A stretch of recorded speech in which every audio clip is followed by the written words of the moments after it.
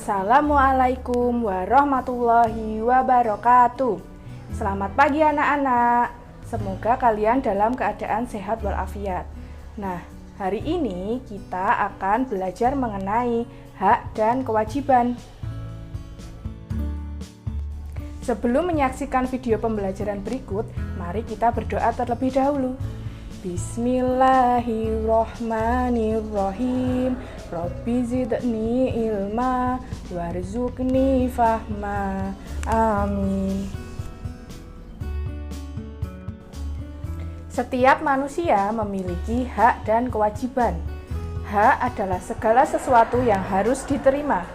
Sementara itu, kewajiban adalah segala sesuatu yang harus dilakukan menurut aturan yang berlaku. Berikut ini adalah hak dan kewajiban anak di rumah, di sekolah, dan di lingkungan. Yang pertama kita bahas adalah hak anak di rumah. Nomor 1, yaitu hak mendapatkan kasih sayang. Saat kita masih kecil, ibu selalu menyuapi kita, menjaga kita, dan memeluk dengan penuh kasih sayang. Dan ayah selalu mengajak kita bermain. Setelah kita tumbuh dewasa, kedua orang tua akan tetap menyayangi walaupun dengan cara yang berbeda. Oleh karena itu, kita sebagai anak harus mensyukuri dengan cara menghormati dan menghargai orang tua kita. Yang kedua, hak mendapatkan perlindungan. Setiap manusia membutuhkan perlindungan dari segala hal yang dapat membahayakan dan membuat kita sakit. Anak berhak mendapat perlindungan berupa tempat tinggal yang sehat, baju yang layak, serta keamanan agar dapat tumbuh dengan baik. Yang ketiga, hak untuk bermain. Setiap anak berhak untuk bermain. Saat bermain, seringkali anak membuat ruangan kacau dan berantakan. Oleh karena itu, jika kita ingin bermain, kita harus merapikan kembali ruangan dan barang-barang yang telah kita pakai, agar tidak menyulitkan orang tua kita. Yang keempat adalah hak mendapatkan kesehatan. Kesehatan adalah sesuatu yang sangat penting bagi kita. Saat tubuh kita sehat, kita dapat belajar, bermain, dan mengerjakan segala sesuatu dengan nyaman. Sebaliknya, saat tubuh kita sakit, kita tidak mungkin dapat belajar dengan baik. Dan yang kelima adalah hak mendapatkan pendidikan. Pendidikan adalah usaha sadar agar setiap anak dapat tumbuh menjadi orang yang berguna. Oleh karena itu, orang tua mendidik kita di rumah dan menyekolahkan kita untuk mendapatkan pendidikan yang terbaik. Yang kedua yang akan kita bahas adalah hak anak di sekolah. Yang pertama, hak mendapatkan pendidikan. Sekolah adalah tempat bagi setiap anak untuk belajar. Berbagai fasilitas yang telah disediakan oleh sekolah dapat digunakan untuk menunjang kelancaran belajar kita. Yang kedua adalah hak mendapatkan kasih sayang. Di sekolah, anak-anak berhak mendapatkan kasih sayang dari guru sebagai pendidik mereka. Dengan suasana yang penuh kasih sayang, proses pembelajaran mengajar akan lebih menyenangkan dan anak dapat belajar dengan lebih maksimal. Yang ketiga adalah hak mendapatkan perlindungan. Mendapatkan perlindungan berupa rasa aman dan nyaman saat kita belajar di sekolah. Dan yang keempat adalah hak untuk bersosialisasi. Kita sebagai siswa berhak untuk berteman dengan siapa saja di sekolah kita. Yang selanjutnya kita bahas adalah kewajiban anak di rumah. Yang pertama, anak wajib untuk belajar. Belajar sangat penting bagi anak agar dapat menjadi anak yang memiliki kemampuan dan pengetahuan sebagai bekal hidupnya kelak. Belajar juga mendidik manusia menjadi manusia yang berakhlak mulia, yang sesuai dengan harapan agama dan masyarakat. Yang kedua adalah kewajiban membantu orang tua. Setiap orang tua tentu sangat menyayangi anak-anaknya.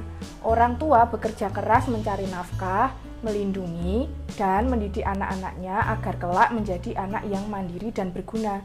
Oleh karena itu, setiap anak berkewajiban membantu orang tua di rumah sesuai dengan kemampuannya. Yang selanjutnya adalah kewajiban anak di sekolah. Yang pertama adalah mematuhi tata tertib sekolah. Setiap anak harus mematuhi tata tertib sekolah yang telah dibuat oleh sekolah.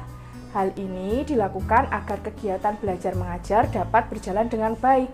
Setiap warga sekolah, termasuk siswa, wajib mengikuti semua tata tertib yang dikeluarkan oleh sekolah.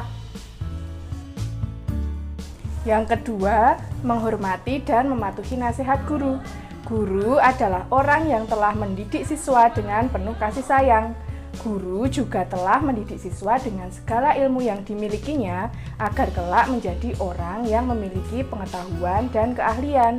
Oleh karena itu, siswa harus senantiasa menghormati dan mematuhi nasihat guru sebagai orang tua siswa di sekolah. Yang ketiga, menjaga kebersihan sekolah. Menjaga kebersihan sekolah adalah kewajiban setiap warga sekolah termasuk siswa-siswanya.